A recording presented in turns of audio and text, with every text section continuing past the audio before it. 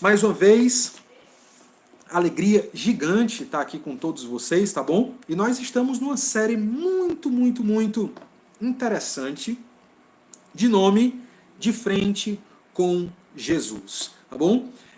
Estou narrando nas quartas-feiras a partir das 19 horas e aos domingos a partir das 18 horas, aqui essa série onde em cada encontro temos um personagem com uma característica muito especial, muito particular, e aí eu tento recontar a história, extrair essa característica e trazer um debate, trazer uma reflexão, quem sabe aqui finalizar com um desafio, tá bom? E tem sido muito interessante, porque em cada encontro a gente vê uma situação, uma necessidade muito singular, tá bom? Mas, talvez, através dessa singularidade, através dessa característica, dessa peculiaridade, você se identifique. Talvez seja uma palavra, alguém que seja certinho demais, ou uma palavra para quem tem problemas relacionados a uma área específica. E diante dessas conversas aqui, que não está sendo basicamente seguido numa ordem cronológica, nem apenas em um livro só, mas eu estou pegando em Mateus, em Marcos, em Lucas e em João, narrativas que nos ajudem a conhecer mais sobre Jesus. Não esqueça disso, tá bom? No último encontro, no domingo, quem sabe o que é que eu falei domingo aqui? Vai, Luana, já vai, Luana, rápido, Luana, vai, né? Diz aí o que é que eu falei no domingo. Será que você lembra? Qual foi a mensagem aqui que eu preguei no domingo? Karina Gomes está dando aqui boa noite, está falando também lá de Nova Russas, tá bom? Boa noite, Karina, Deus abençoe sua vida. Minha gente, o que foi que eu falei domingo? Alguém lembra? Alguém lembra? Bem, domingo eu falei de uma história muito interessante que chama a nossa atenção por vários motivos. Porque lá, isso, né? O irmão Ozete está aqui, ó, estribado demais. Pois é, estribado demais foi o tema aí do nosso último encontro no domingo, onde eu falei de um jovem rico, que nós não sabemos o nome, que era alguém que não usava drogas, nunca cheirou cocaína na vida, nunca bateu em ninguém, nunca se envolveu numa confusão, nunca aqui se meteu aqui com facção criminosa, não tinha pecados visíveis, mas tinha uma noção muito equivocada a respeito de Jesus Cristo e, obviamente, por consequência, tinha também uma percepção muito equivocada de si próprio, porque ele não entendia que Jesus Cristo era de fato o Filho de Deus. E quando a gente não compreende muito bem a Jesus, nós vamos aqui diminuir a sua majestade e, por consequência, aumentar a nossa dignidade no nível que não é verdadeiro. Aquele homem achava que seguia todos os mandamentos do Senhor, mas não era a verdade, tá certo? Aquele homem não seguia e Jesus Cristo testou a sua teologia, a sua percepção sobre religiosidade, quando disse: te falta uma coisa. Distribua seus bens aos pobres e você terá ali um prêmio, um galardão, uma herança incorruptível no céu.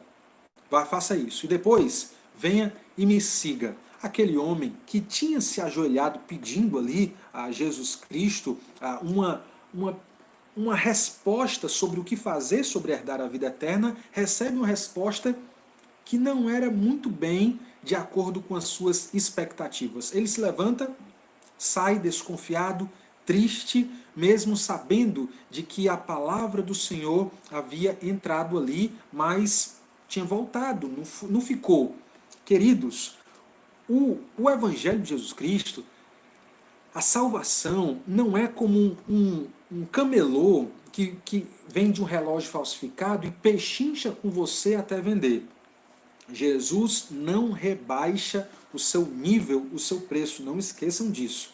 Infelizmente, aquela história acabou, aquele encontro acabou de uma forma negativa.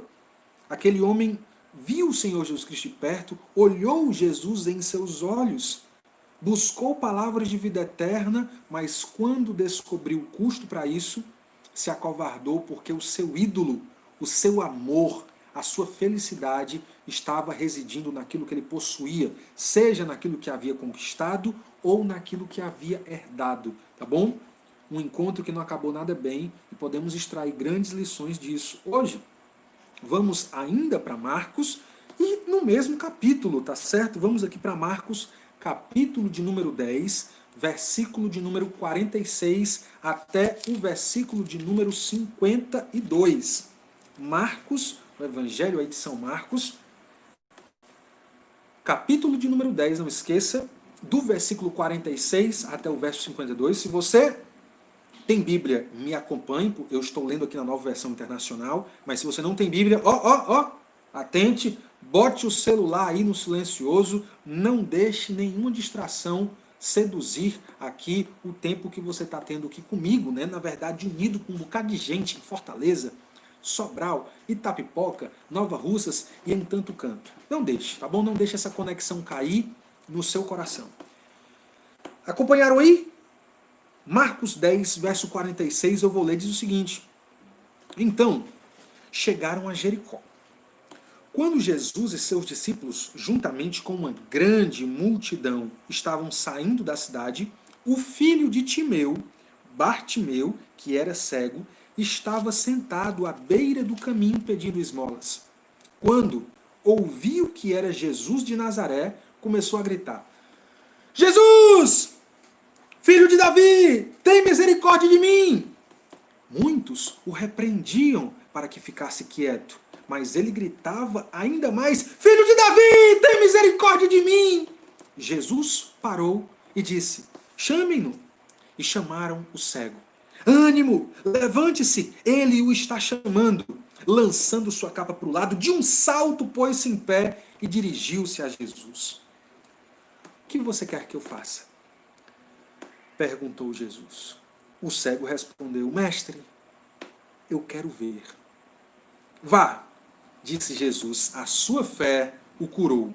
Imediatamente ele recuperou a visão e seguiu a Jesus pelo caminho. Meus queridos, meus amados, estamos numa história muito legal, onde basicamente sempre quando eu a leio, eu fico olhando ali os detalhes, eu fico ali maravilhado, tá bom? E hoje eu quero compartilhar com vocês essa história, tá bom? Essa história muito, muito, muito interessante de um homem chamado Bartimeu. Vamos lá, vamos lá, vamos lá.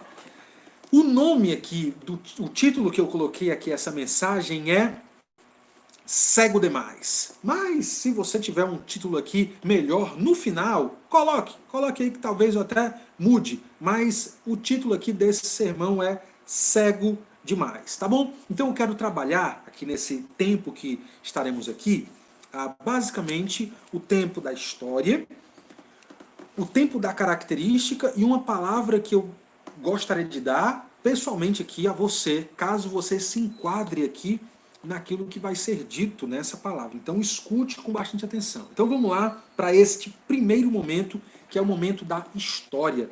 Tá bom? Gente, hoje minhas costas aqui... Aline, minhas costas aqui, ali, misericórdia, né? Tá ruim aqui. Eu tô aqui todo guenzo, né? Cadê o travesseiro do velhinho, né? Ixi, o computador aqui foi-se embora.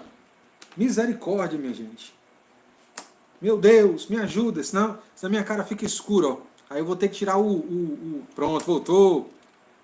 Pai, meu notebook aqui, minha gente, tá com 15 anos já. Presente aqui do meu querido concunhado, meu querido Denis. Me deu esse notebook, mas o bicho já tá velho. Mas graças a Deus ainda tá dando pro gasto. Então, gente querida, nessa primeira parte aqui, onde eu quero explicar para vocês a história, explicar o que é que tem por trás da história, alguns aspectos que eu acho que vai agregar muito aqui à nossa compreensão do texto, tá bom? Então fiquem ligados, fiquem atentos aqui comigo. Em primeiro lugar, eu quero falar de como é que foi a aproximação deste encontro onde este homem chamado Bartimeu esteve frente a frente com Jesus. Vamos lá. A palavra de Deus nos diz, pelo relato de São Marcos, que Jesus estava chegando a Jericó. E eu já retiro aqui um comentário que o nosso querido John MacArthur escreveu em sua Bíblia comentada. Ele fala que foi a única vez que Jesus passou por essas bandas no registro, no relato bíblico. Então preste atenção. Jesus está passando aqui, talvez pela primeira e última vez, pela cidade de Jericó. E Jesus estava acompanhado aqui com os seus discípulos, sempre os seus discípulos estavam acompanhando, e juntamente com os discípulos havia uma multidão incontável. Não temos o número aqui o número descrito dessa multidão. Então, vamos lá.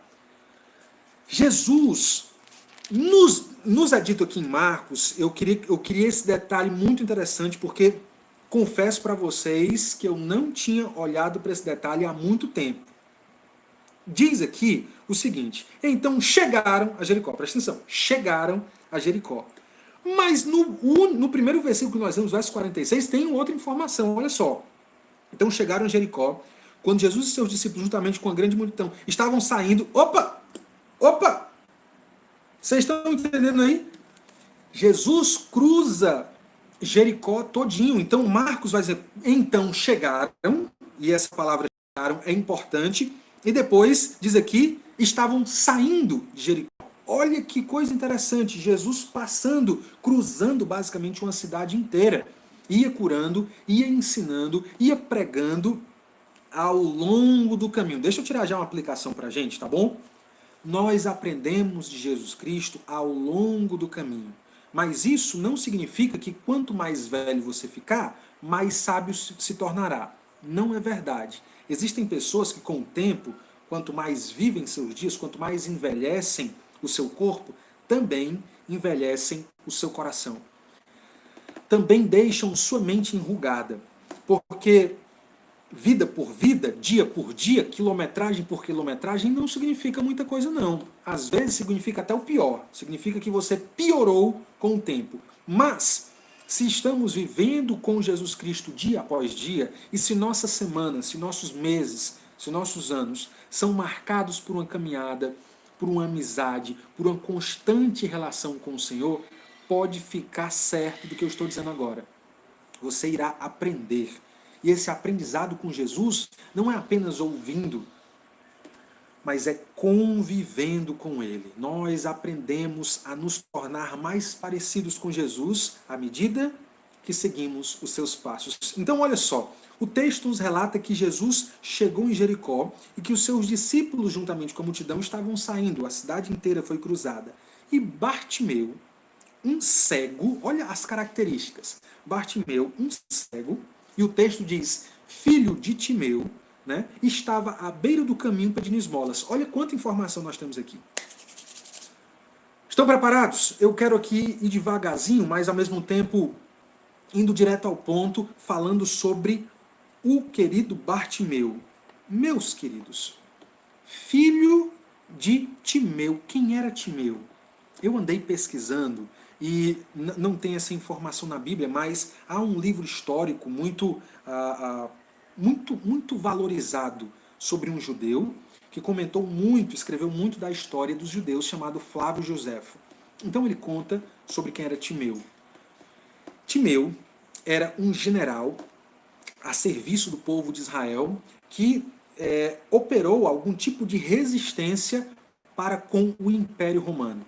Ele, além de general, além de um grande especialista na arte da guerra, era também um homem muito versado no comércio, ou seja, alguém que construiu aí a sua pequena fortuna, ou quem sabe a sua grande fortuna, tanto ali sendo general, quanto principalmente sendo um mercador, alguém que trabalhava com o comércio, tá certo?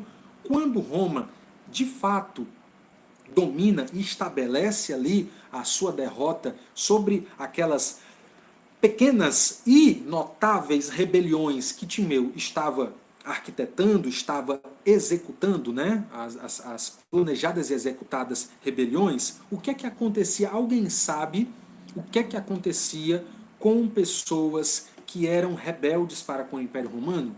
Morriam. Morriam como? Diz aí, Gutenberg, escreve aí, Gutenberg. Eu não vou falar enquanto Gutenberg não escrever. Corre.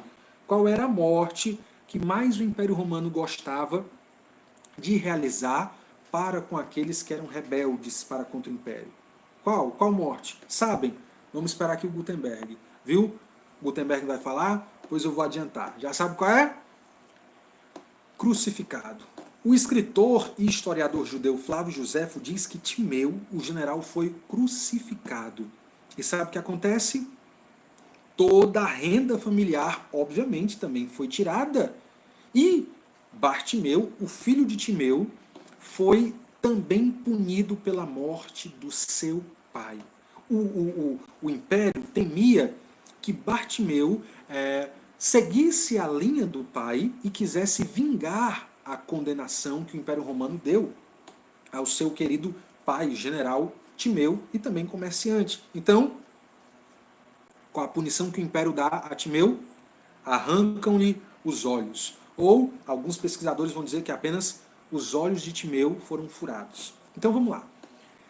Aquele homem, então, herdava um legado familiar negativo. Em um tempo, a sua família tinha glória e fortuna.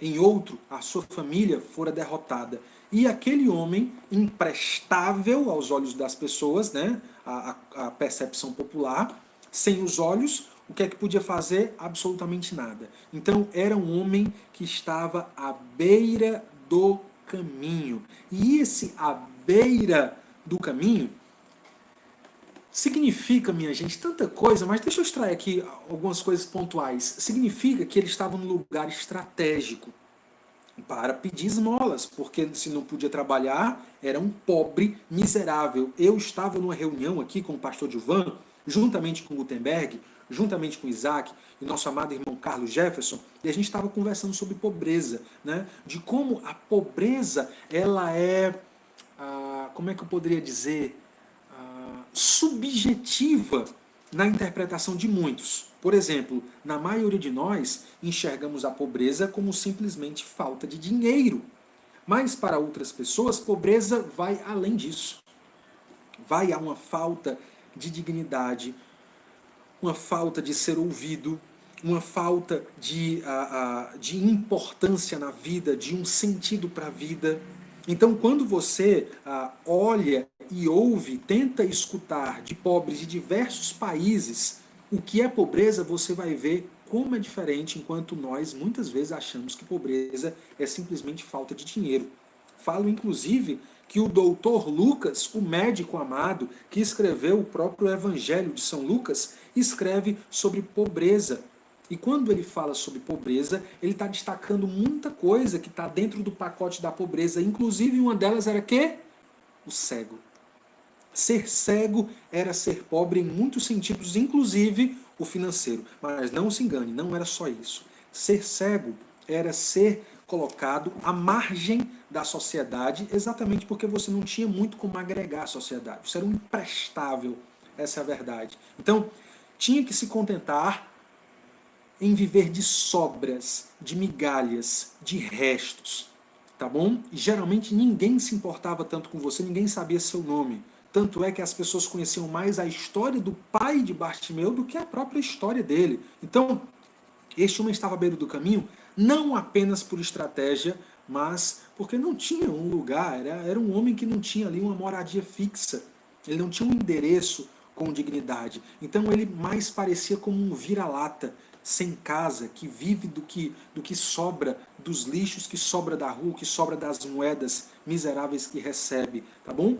Ele pedia esmolas. Por quê? Porque não tinha recursos? Porque não tinha uma herança herdada pelo pai, a não ser um objeto. E eu vou falar dele daqui a pouquinho, tá bom? Era cego porque estava sendo punido pelo pecado, pela rebelião de seu pai, tá bom? E este homem, além dessas características, é dito no próprio texto de Marcos como alguém que buscou a Jesus. Mas a busca de Bartimeu por Jesus se deu como? Como foi que ele buscou ao Senhor? Ele, em primeiro lugar, ouviu. Eu quero que vocês atentem aqui para esses... me fugiu aqui a palavra. Os sentidos. Olha os sentidos envolvidos nesse encontro onde Bartimeu conseguiu estar frente a frente com Jesus. Em primeiro lugar, ele ouve. Gente, Jesus passa por toda a cidade. E aquela fofoca popular, né? Aquelas conversas ali que iam também à beira do caminho, era sobre que Jesus tinha autoridade, de que Jesus era poderoso, de que ele tinha palavras de vida eterna, de que ele era o Filho de Deus, de que ele tinha poder para curar. Quando aquele homem percebe que Jesus está passando pelo seu caminho, percebe que muito provavelmente a chance da sua vida estava passando ali na sua frente. Mas, por dois motivos, era impossível o contato visual. O primeiro, obviamente, é porque ele era cego. O segundo é porque, ainda que ele visse, havia uma multidão funcionando como uma cortina, que fazia com que Jesus não percebesse visualmente ele, e obviamente, ainda que ele visse, também não podia ver Jesus Cristo, por causa da multidão. Então, o que é que ele começa a fazer? Grita! Ele não fala, ele não cochicha, ele não sussurra, ele não simplesmente usa o seu tom normal de voz, ele grita. Grita porque os passos, porque as conversas, porque os cochichos populares eram altos. Então ele fala de modo muito mais alto e o que ele fala sobre Jesus é identificar Jesus como filho de Davi. Minha gente, para um judeu entender, ouvir, compreender que o termo filho de Davi é dito, é compreender que uma profundidade havia ali em sua simples frase gritada. Filho de Davi significa que aquele homem de coração judeu, filho também de um judeu, inclusive de um judeu revolucionário, nutria uma percepção, uma esperança, uma expectativa de que o filho de Davi, no caso, o herdeiro do trono de Israel, haveria de vir e em seu trono haveria justiça e paz sem fim, porque o seu reinado seria eterno. Então, para a gente, não tem tanta importância, parece que para nós, quando nós lemos, não enxergamos a profundidade disso. Mas chamar Jesus de filho de Davi é entender que Jesus Cristo era, de fato, o Messias prometido. O Messias profetizado em todo o Antigo Testamento, que estava ali para cumprir as promessas que o Pai revelara através de profetas, através de instituições, através de narrativas históricas. Jesus era e é o centro das Escrituras, tá bom? Então aquele homem está ali prestes a ter o Cristo, o Messias, o filho de Davi, o herdeiro do trono, aquele que herdaria com o reino, aquele que reinaria com o reino eterno, estava ali, próximo a ele, passando. E o que é que ele faz? Ele grita, filho de Davi. Mas não só isso. O que mais ele fala? Na minha versão, que é a NVI, diz, filho de Davi, tem misericórdia de mim. Mas talvez na sua versão, tem dizendo assim, ó, filho de Davi, tem compaixão de mim. Então, deixa eu falar sobre misericórdia e compaixão rapidamente e fazer aqui uma média aritmética. Eu que sou um pereba no grego e não sei absolutamente nada disso, tá bom? Vamos lá trabalhar com as versões que a gente tem em português. Misericórdia é basicamente definida como não dar aquilo que se merece. Por um lado, então, se a palavra é misericórdia, Bartimeu entende que merece aquilo. Ele entende que merece a sua situação de miserabilidade, tanto de cegueira, quanto de falta de dignidade, quanto falta de pão, quanto falta de dinheiro, quanto falta de moradia digna. Por outro lado, se nós achamos que a palavra compaixão seria uma palavra que melhor traduz a ideia original, então o que é que nós temos aqui? Senhor, tem compaixão de mim. O que seria compaixão? Seria a identificação com um estado de mazela, um estado de miserabilidade. Ou seja, quando o texto, principalmente o texto de Mateus capítulo 10, nos diz que Jesus tinha compaixão daquelas multidões porque eram como ovelhas sem pastor, a ideia é que ele sentia a dor e a situação daquelas pessoas no fundo do seu ser, literalmente nas suas entranhas. Enquanto nós aqui no Ocidente falamos aqui, a gente sentiu uma dor no coração. Para aquele povo, a dor é nas entranhas. E até faz mais sentido, porque quando a gente está nervoso ou preocupado, alguns passam por desinteria. Pois é, a palavra nos narra que a compaixão de Jesus fazia as suas entranhas se moverem. Tamanha era a preocupação. Então vamos lá, vamos pintar aqui os dois quadros. Misericórdia, aquele homem entendia que merecia aquela situação toda. Por outro lado, ele pede compaixão. Se ele pede compaixão é porque ele está assumindo que a sua situação é a pior possível. Faz sentido isso, Luana? Ou eu embolei aqui o meio de campo? Em todas as duas situações, seja misericórdia ou compaixão, aquele homem entende que a sua situação era a pior possível e clama para que Jesus dê atenção a toda aquela sua espécie de vida, tudo aquilo que ele estava passando. Esse é o ponto, tá bom? Então vamos lá. Olha o que acontece. Enquanto ele pede misericórdia, né, tem misericórdia de mim, o povo manda ele calar a boca. Talvez algo mais parecido assim, ó, te cala, menino, cala a boca, ceguinho, entende? Te aquieta isso, não atrapalha Jesus, não. Enquanto ele gritava, as pessoas estavam ali resistindo. Então há um tipo de resistência para com o clamor. As pessoas estão tentando aqui repreender, reprimir. Mas sabe o que é que Bartimeu faz? Em vez de calar a boca e ser educado, ele grita ainda em um som mais alto: Filho de Davi, tem misericórdia de mim! Mais desesperadamente, mais urgentemente. E aí ele está tentando lutar contra a maré, indo contra toda aquela multidão que tentava o fazer calar a boca. Então, diante do seu esforço, diante da sua luta, diante da sua, abre aspas aqui, tá bom, minha gente, falta de educação, ele recebe a atenção de Jesus. E Jesus dá ali uma palavra, mande-o chamar. Nesse aspecto, parece que Bartimeu venceu.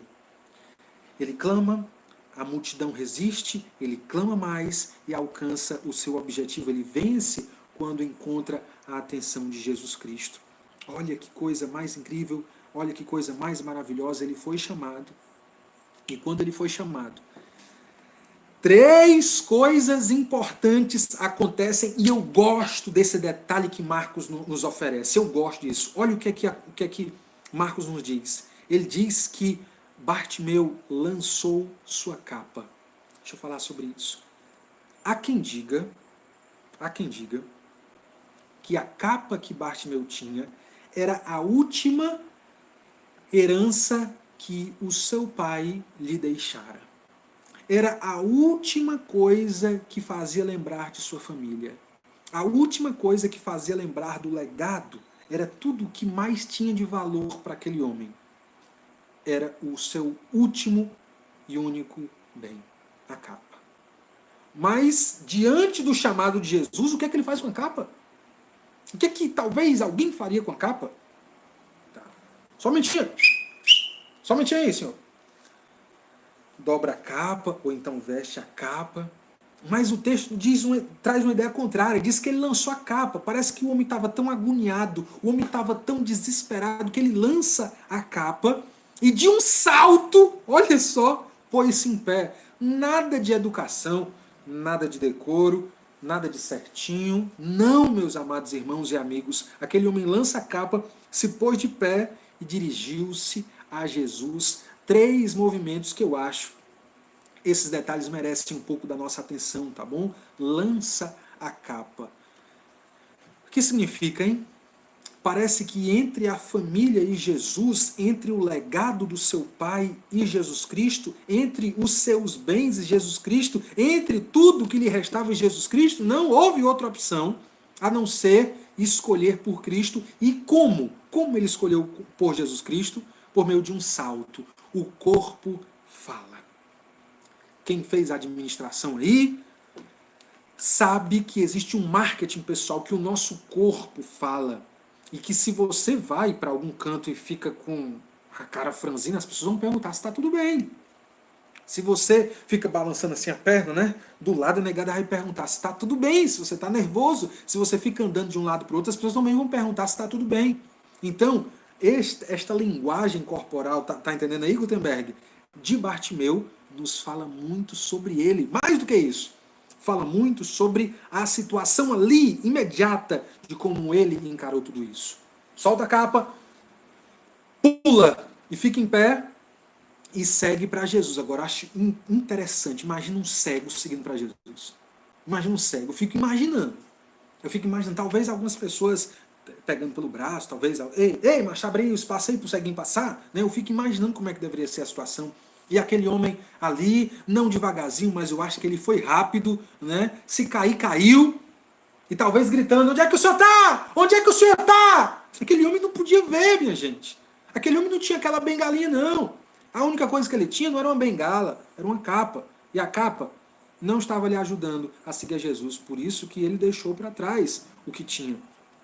Então chegamos a um terceiro nível da nossa narrativa. Vamos lá. Primeiro foi essa aproximação.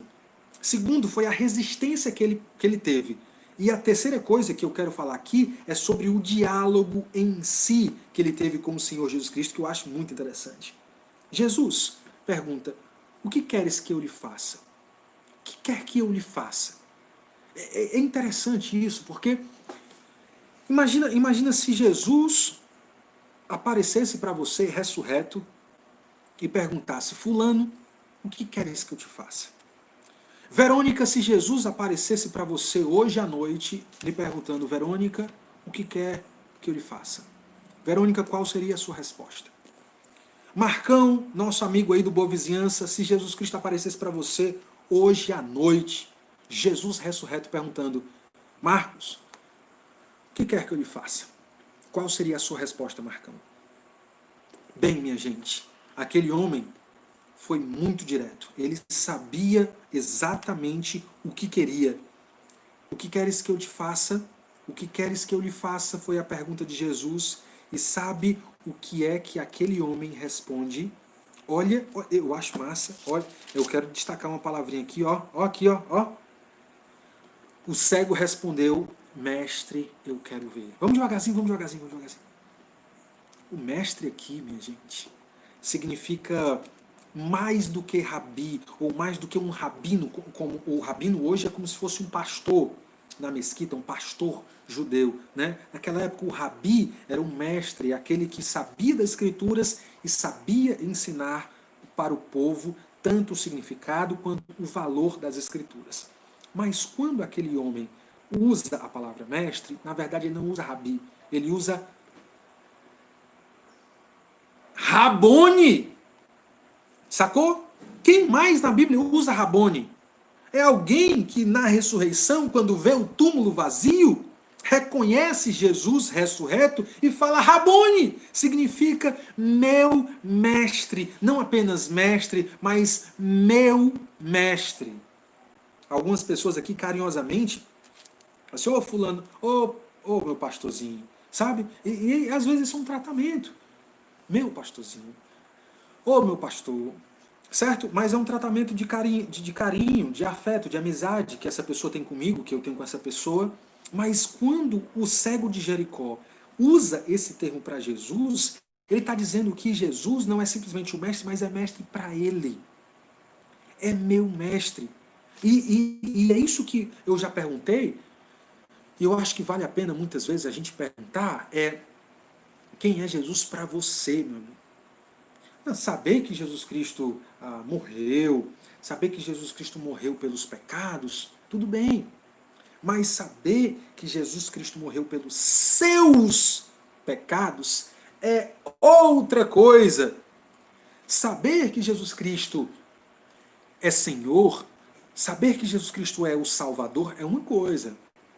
Dizer que Jesus Cristo é o meu Senhor e que Ele me salvou e eu creio nisso é uma coisa completamente diferente. Eu queria que você botasse isso na sua cabeça. Eu queria que você tirasse as ceras do ouvido e ouvisse com atenção isso aí. Porque para o cego de Jericó, Jesus era o mestre dele. Isso é um ato de fé. É um tratamento que já mostra o que aquele homem entendia. Ele já entendia, ainda que não ouvisse, que Jesus era o filho de Davi.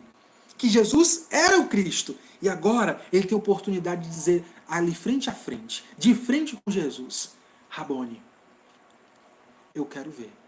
Meu mestre, eu quero ver. Eu quero ver, eu quero enxergar. Vamos lá, não vou me emocionar agora não. A mensagem ainda tem quilômetros aqui para eu terminar. Deixa eu ver se eu consigo acelerar, meter a minha quinta aqui para a gente não se estender muito. Por favor, eu quero ver. E Jesus responde para aquele homem: vá, sua fé o curou. A sua fé o curou. Entende isso? Deixa eu fazer uma pergunta. Como é que, da onde é que vem a fé? Deixa eu fazer uma reflexão com você. O que é fé? Fé, conforme a palavra do Senhor diz, é a certeza das coisas que não se veem. Parece, meus queridos, que o Bartimeu, o ceguinho de Jericó, tinha mais fé do que grande parte daquela multidão de curiosos. Com certeza. Você crê, irmão Zete? Você acredita que eu estou falando a verdade? Aquele cego, ainda que não pudesse contemplar com os olhos, contemplava com o coração. Era cego, mas não era surdo. A fé, logo, é a confiança naquilo que Jesus Cristo fez e falou. É a confiança de que se de fato ele se diz o Salvador, e se eu acreditar é porque eu confio, essa confiança é fé.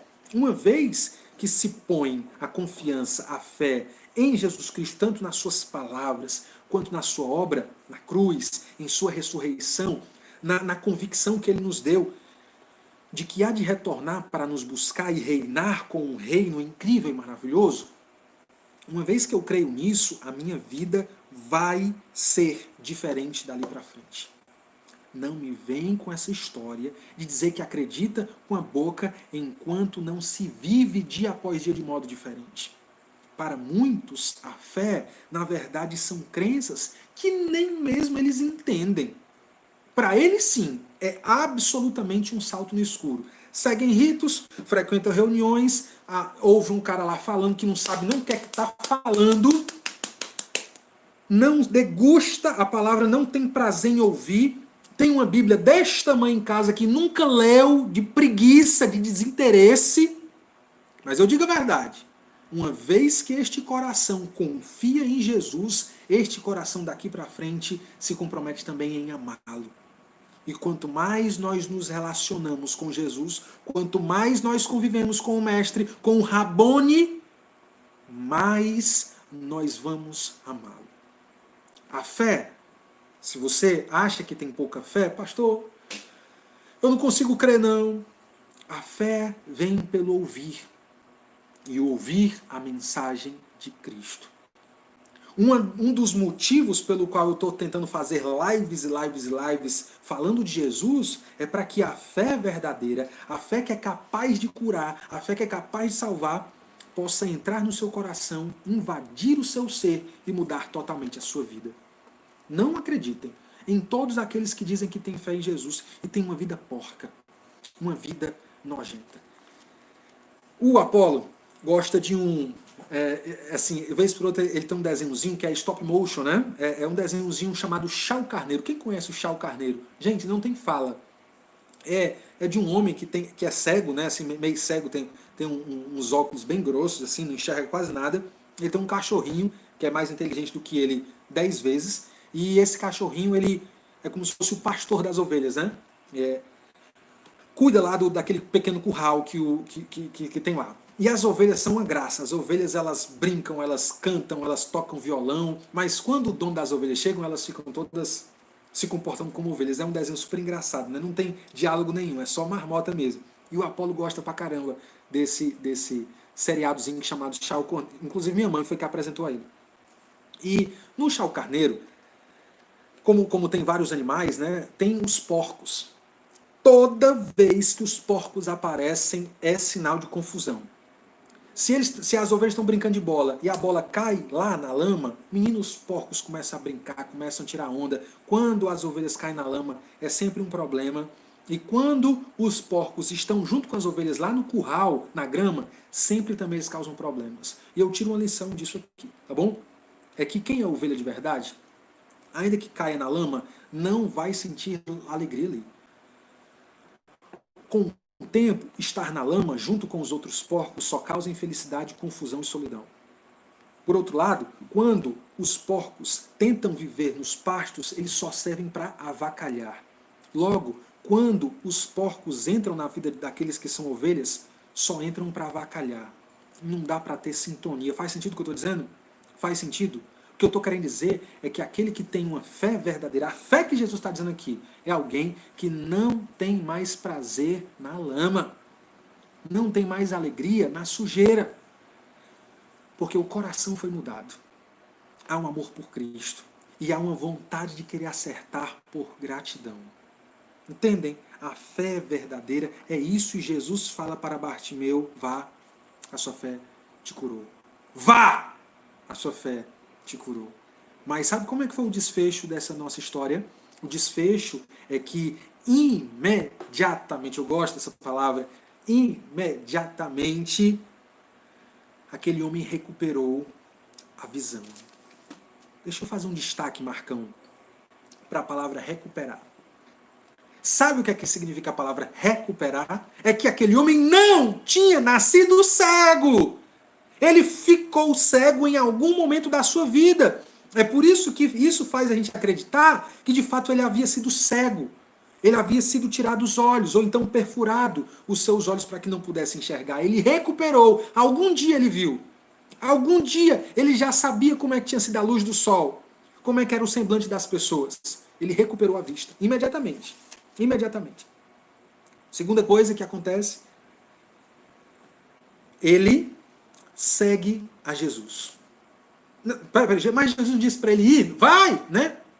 Mas ele, não é que ele não foi, ele acompanhou Jesus. Agora, sabe o que é o melhor? Sabe qual é o melhor do desfecho da história? Seguiu Jesus pelo caminho. Entendeu aí, Haroldo? Entendeu? O cego de Jericó estava à beira do caminho. Sem rumo, sem direção, sem perspectiva, sem casa, sem dignidade, quase que sem nome. O pessoal lembrava mais o nome do pai dele do que dele. Era o ceguinho de Jericó. Estava à beira do caminho como vira-lata. Depois que Jesus passou, depois do encontro frente a frente com Jesus, o que é que acontece? Seguiu Jesus pelo caminho. Agora ele tinha um caminho. Não um caminho simplesmente para seguir com Jesus, mas Jesus de fato é o caminho.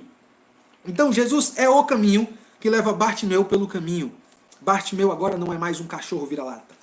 Bartimeu agora não é mais alguém sem dono, alguém sem eira, nem beira. Ele é alguém que tem de fato agora uma pátria para chamar de sua, um mestre para chamar de seu, ele tem uma fé para chamar de sua, ele tem uma salvação para herdar. Ele, homem, agora tem identidade. Que coisa maravilhosa, né?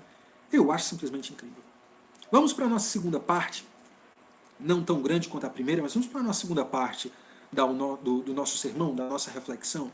Eu quero poder extrair qual a característica aqui. Qual a característica que eu quero retirar e compartilhar com vocês aqui sobre a história de Bartimeu. Meus queridos, eu tenho aqui uma história triste, uma história de derrota, uma história de humilhação. É assim que começa a história de Bartimeu. Mas nós temos aqui também registrado em tudo que nós lemos e que eu expliquei, uma luta para que se fique onde se está. Preste atenção, há uma luta para que se fique onde se está. Ou seja, a comunidade, a multidão, que mesmo seguindo Jesus, queria que Bartimeu ficasse calado onde estava. Mas por esforço, aquele homem encontrou Jesus. Há então uma mudança radical, uma mudança total em sua vida. Se antes estava à beira do caminho, como eu falei, o que aconteceu foi que ele seguiu Jesus pelo caminho. Se antes ele pedia moedas, depois pediu mais do que moedas. Se o miserável que gritava, depois se tornou um discípulo que ouvia. Se antes aguardava a promessa de longe, depois viu o cumprimento de perto. Se antes estava cego, é claro, agora recuperou a vista. Qual a característica, portanto? Cegueira. Eu quero destacar aqui a cegueira. Eu quero descrever a cegueira. Como é que eu poderia definir a cegueira? Deixa eu falar o que todos já sabem, por favor.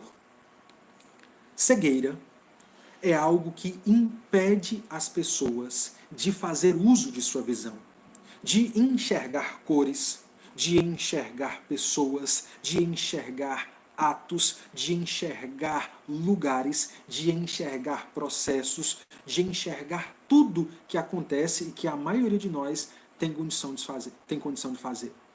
O cego, portanto, ele deixa de ter o sentido talvez mais precioso que nós podemos ter, a nossa visão.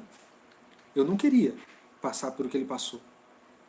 Todos os dias eu agradeço a Deus e converso com a Milka pelo sorriso do Apolo, pelo olhar da Naimê, de como essas coisas são belas e de como eu agradeço a Deus todos os dias. Alguém cego, alguém privado de ver o crescimento dos seus filhos, o sorriso deles para quando eles o veem. O cego é aquele que não consegue enxergar a beleza de sua família, a beleza dos amigos, os gestos bondosos que algumas pessoas fazem.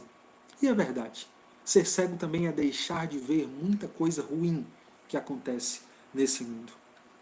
Que tipo de cegueira eu quero destacar? Há dois tipos de cegueira. A cegueira física é aquela que eu descrevi. Mas a cegueira espiritual é aquela que faz o homem ser privado de toda uma realidade que está acontecendo, que mesmo que você não veja, está presente. O homem que é um cego espiritualmente é aquele homem que não consegue enxergar a beleza da palavra de Deus, não consegue enxergar a beleza da providência desse Deus que guia e governa a história. Gente, a história não é um acidente. Deixa de ver a beleza de Jesus Cristo, tanto em suas palavras, quanto em seus gestos, quanto em sua obra, a obra de entregar voluntariamente sua vida por pecadores, a obra de vencer a morte, vencer o pecado e vencer o inferno, ressuscitando ao terceiro dia. O cego espiritualmente descrede tudo isso. Ele é alheio a tudo isso, porque aquilo não faz sentido para ele. Descrever o amor de Deus para um cego é a mesma coisa que tentar descrever o sorriso do meu filho para aquele que está cego. Não vai fazer muito sentido assim. E ainda que você se esforce, a pessoa nunca vai enxergar. A não ser que o amor de Deus o encontre. Porque se o amor de Deus o encontrar, aí sim, ele vai amar a Deus como resposta, como o evangelista João vai escrever em sua carta. Nós amamos, porque ele nos amou primeiro. Meus queridos, eu falei para vocês aqui há alguns dias atrás que em uma pergunta, em um diálogo filosófico profundo e teológico que tive com meu filho, eu perguntei para o Apolo, que tem 3 anos, Apolo, o que é o amor? E ele fez assim, ó, quem conhece o Apolo sabe que ele faz assim, ó. Ora, papai, o amor é Deus. Deus é amor. E aí, quando eu perguntei dessa semana, e aí, Apolo, o que é o amor? Ele fez a mesma cara e falou assim, Jesus é o amor. Parece que há uma ideia entrando na cabeça dele, eu não sei se vai entrar no seu coração, eu oro todos os dias para que entre no seu coração, mas ele entendeu que o amor, de fato, só pode ser entendido na pessoa do Senhor, através da obra do seu Filho. E se o Espírito Santo não nos abrir os olhos, nunca vamos ver as belezas e realidades espirituais. Então, tem muita gente cega. Cega para a obra de Cristo, cega para o amor de Deus, cega para a realidade que o cerca, uma realidade espiritual. O que significa, portanto, a cura de um cego? Deixa eu falar para vocês. Em nenhum momento da história, cegos foram curados. Antes de Jesus Cristo, leprosos tinham sido curados, mortos tinham voltado à vida, um bocado de coisa aconteceu. Um mar se abriu, pragas viram, o sobrenatural sempre fez parte ali da história. Mas cegos voltarem a ver, isso só aconteceu com Jesus Cristo, porque Jesus é de fato o Filho de Deus, o Messias. Agora deixa eu dizer uma coisa interessante. Me parece que a cegueira de Bartimeu foi a maior bênção que ele recebeu na vida, obviamente, antes da outra bênção que foi maior do que ela. No caso, a própria salvação. Porque estar cego dos olhos fez ele usar os outros sentidos. Ó, o ouvido de Bartimeu estava aguçado. Eu falo sobre isso porque eu, como professor da Bíblia, eu como pastor, como pregador do Evangelho, muitas vezes estou ouvindo, e às vezes quando a gente estava tendo culto, né, eu vejo as pessoas assim, ó, olhando. Gente, aquilo me empolga, sabe? Ver que a pessoa está prestando atenção, fazendo contato visual. Mas, por outro lado, como me entristece quando eu estou pregando e as pessoas estão aqui, ó, olhando para qualquer coisa. Olham com os olhos, mas não enxergam com o coração. Eu arrisco dizer que a cegueira de Bartimeu foi a maior bênção que ele teve na sua vida, porque foi através dela, por meio da cegueira, que ele encontrou o Senhor Jesus Cristo. Gente, deixa eu dizer uma coisa. Não é porque eu estou dizendo que foi a maior bênção que, obviamente, nós iremos orar por isso. Nós não vamos orar para que ninguém fique cego, nem para que eu fique... Pelo amor de Deus, não é essa a questão. A ideia é que muitas vezes a vida nos traz coisas que nós não entendemos no início. Mas depois, quando enxergamos pelo olhar de Cristo, enxergamos o quanto a nossa vida foi abençoada, como Deus estava nos preparando. Portanto, a cegueira foi o melhor meio que Deus preparou para que Bartimeu pudesse encontrar Jesus. Em outras palavras, a cegueira foi o melhor preparo de Bartimeu para encontrar Jesus frente a frente. Deixa eu dizer uma coisa. Muitas vezes, Deus vai nos dar algo, coisas, pessoas, situações para nos preparar para encontrá-lo. E algumas vezes, infelizmente, vamos simplesmente deixar ele passar pelo caminho. Mas outras não. Outras vão fazer com que a gente, de fato, esteja preparado para encontrar Jesus Cristo. Teve um homem que viveu basicamente o inverso do que Bartimeu, em algum aspecto, viveu. Sabe qual foi? O apóstolo Paulo, que estava vendo, mas que quando viu a Jesus Cristo ficou cego. Ficou cego. Já pensou um negócio desse? E quando cego, foi quando de fato compreendeu as verdades do Senhor. E ao ser batizado, né, a palavra diz que algo como escamas, semelhante a escamas, caíram dos olhos do apóstolo Paulo. Então, o apóstolo Paulo ficou cego depois que viu Jesus. Claro que a cegueira dele durou 3 dias, mas ele ficou cego depois que viu Jesus. Bartimeu deixou de ficar cego quando esteve com Jesus. Olha que interessante. Eu acho que isso merece a nossa atenção. Por último, na parte final deste meu sermão, eu quero destacar aqui algumas coisas e dar uma palavra especialmente aos cegos que estão acompanhando a live de hoje. Então preste atenção, cegos, porque o que eu tenho para falar, acho que vale a pena você ouvir com toda a atenção que você puder oferecer. Em primeiro lugar, tome consciência, preste atenção, tome consciência de que não enxerga tudo. Por favor. Todos que se enquadram como cegos aqui, que estão acompanhando essa live, você não enxerga tudo. Os que nunca ouviram sobre Jesus são cegos. São cegos mesmo. Mas, os que nunca ouviram são cegos. Estão cegos. Os que nunca ouviram falar de Jesus estão cegos.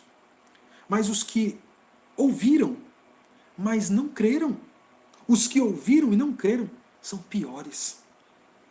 Porque não é que não viram Jesus porque simplesmente nunca, nem tiveram ideia da existência dele. É uma situação pior. Souberam dos milagres de Jesus. Souberam da vida de Jesus. E mesmo assim, não quiseram ver. Não quiseram crer. São piores cegos ainda. Mas os que ouviram e creem, opa, são como Bartimeu. Conseguem olhar a Jesus. E aí, são parecidos com a minha história e com tantos outros. Sim, eu creio em Jesus e por isso eu consigo ver a realidade espiritual.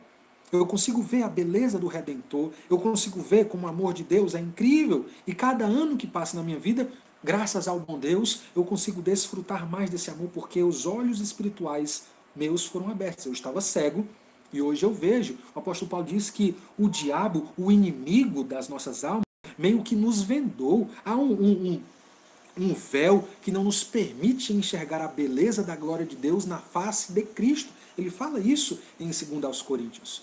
Mas quando o Espírito Santo retira esse véu, nós podemos enxergar. Então, aqueles que nunca viram Jesus, mas creram, veem. Mas presta atenção, veem o suficiente, não veem tudo. Os que veem aqui, presta atenção, e creem, não veem tudo ainda. Eu ainda não estou vendo tudo. E por último, os que creram e já foram para a glória, estão vendo mais do que eu e você juntos. Porque agora eles veem face a face. Hoje, em parte conhecemos, em parte profetizamos, mas eles já enxergam tudo. Portanto, o que eu quero dizer é que você pode ser um cego porque é um ignorante, você pode ser um cego porque você não quer ver, e você pode ser alguém que não enxerga tudo, mesmo crendo. E você pode ser alguém que daqui a pouco, se crer, vai enxergar tudo e vai ver Jesus face a face, ter um encontro frente a frente com o Senhor. A morte, portanto, não abala e não amedronta as pessoas que creem em Jesus, porque creem que Ele é a ressurreição e a vida, mesmo morrendo, hão de ressuscitar, hão de ter a vida eterna. Em segundo lugar, quero dar uma palavra aqui aos cegos que me acompanham. Jesus vale o seu esforço? É uma pergunta que eu gostaria que você pensasse sobre. A família está te impedindo? A sua saúde é um empecilho para estar com Jesus Cristo? A sua condição financeira é um empecilho para estar com Jesus Cristo? Eu estou falando assim, se a sua família ela te aprisiona, se a sua família tem uma religião e aí ela te sufoca para que você não opte por algo diferente de tudo que já foi falado, medo de perder o contato com o primo, com a avó, com a mãe, com o irmão, com o pai, se a sua família te prende, eu pergunto, Jesus vale o seu esforço? Se a sua saúde te atrapalha, a minha pergunta é, será que você vai deixar a sua saúde determinar isso? E eu ainda pergunto, será que você acha que a sua condição financeira é um empecilho? No sentido, eu sou pobre demais, não vou para Jesus porque eu não tenho nada para oferecer. Será? Não pense assim. Não pense assim, por favor. Pense, se for o contrário, se você ter muito e aquilo te aprisionar para que você não vá para Jesus. Aí sim, você precisa reconsiderar. Eu faço ainda aqui uma outra pergunta. Está disposto a jogar contra a torcida? Está disposto a jogar uma partida com torcida contra, com pessoas vaiando, com pessoas te insultando? Está afim de sofrer discriminação por ser um novo discípulo de Jesus? Está afim de ouvir piada pela sua fé, pela sua confiança em Jesus Cristo? Aqueles amigos do bares, cadê? Cadê aquelas amigas de farra? Cadê os contatinhos no WhatsApp te assediando? E aí? O que é que você vai dizer para eles? Está disposto a ouvir que eles vão até mesmo duvidar da sua sexualidade pela simples opção que você fizer por Jesus? A pergunta continua. Jesus vale o seu esforço? Consegue insistir? Preste bem atenção. Ou você é um fraco, um frouxo, um covarde, alguém que desiste? Porque Bartimeu não foi não, meu amigo. A negada toda estava mandando ele calar a boca. Te aquieta, ceguinho de Jericó. Fica na tua aí, te cala. Mas ele foi mais valente do que a multidão. Foi valente, brigou com a multidão e não parou. Pelo contrário, gritou, foi mais ainda. A voz, o esforço e a fé de Bartimeu venceu uma multidão. É com a fé, é com o nosso grito, é com a nossa percepção que nós lutamos contra a maré. Nadamos contra a correnteza. Você consegue insistir em buscar Jesus ou você é um frouxo, um covarde? Pense sobre isso, por favor. Quero também dizer aos cegos que me acompanham aqui que ficar quieto tem um preço muito mais caro do que gritar desesperadamente por Jesus. Do que se levantar e deixar a capa de lado. Do que dar um salto e seguir ainda meio que desorientado até aos pés de Cristo. Ficar quieto é muito pior. Sabe por quê? Porque ninguém... Escute, por favor, talvez essa seja a mensagem mais dura que eu quero dar para você essa noite. Ninguém precisa fazer absolutamente nada para ir para o inferno. Basta continuar do jeito que você está, onde você está. Você não precisa roubar para ir para o inferno. Você não precisa furar o olho de alguém, literalmente, para ir para o inferno. Você não precisa tocar em fogo em um ônibus com pessoas dentro para ir para o inferno. Basta você continuar onde está e viver a sua vida do jeito que você tem vivido. Porque o apóstolo Paulo diz que nós já nascemos mortos em nossos pecados. Nós somos escravos da nossa mente, escravos das tendências populares. E nós somos herdeiros, merecedores da ira de Deus. Todos nós nascemos merecedores da ira de Deus. A não ser a graça para mudar a nossa história. A não ser o Deus gracioso que, por misericórdia amorosa, por pura gentileza santa, decide enviar seu Filho para se entregar por pecadores. Então, ficar quieto, vai por mim. Vai por mim. É muito pior. É muito mais caro. É um prejuízo infinitamente maior do que gritar e ir contra a multidão, ainda que isso seja um baita de um esforço. A fé, portanto, é a saída, não a saída, mas a única saída. Nem sempre ela é popular. Por favor, a fé em Cristo, ainda que muitos admirem Jesus, ainda que muitos queiram os milagres de Jesus, a fé nunca é popular. A maioria das pessoas sempre vai decidir por não crer. Sempre vai decidir por não seguir a Jesus pelo caminho. Se há um verdadeiro esforço por Jesus, quando ele sabe que ele é a última chance. Só há um grande esforço em prol de Jesus quando você entende que ele, Jesus, é a sua última chance. Bartimeu entendeu isso. Jesus nunca passou por Jericó, provavelmente. Cruzou a cidade inteira e as chances estavam escorrendo por seus dedos. Aquele homem gritou. E eu digo, você só vai gritar por Jesus se você entender que ele é a sua última chance. Enquanto você não entender que você é digno de compaixão e misericórdia, nunca você gritará pelo nome dele. Jesus passou pela vida de Bartimeu e Bartimeu não deixou Jesus escapar. Penso que você também não deveria deixar Jesus passar direto.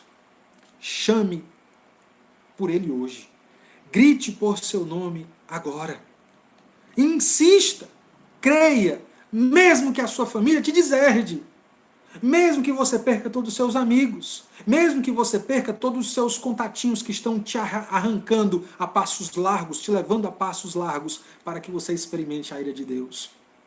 Siga-o e deixe para trás toda a sua velha história, pois ele tem uma infinitamente melhor para você.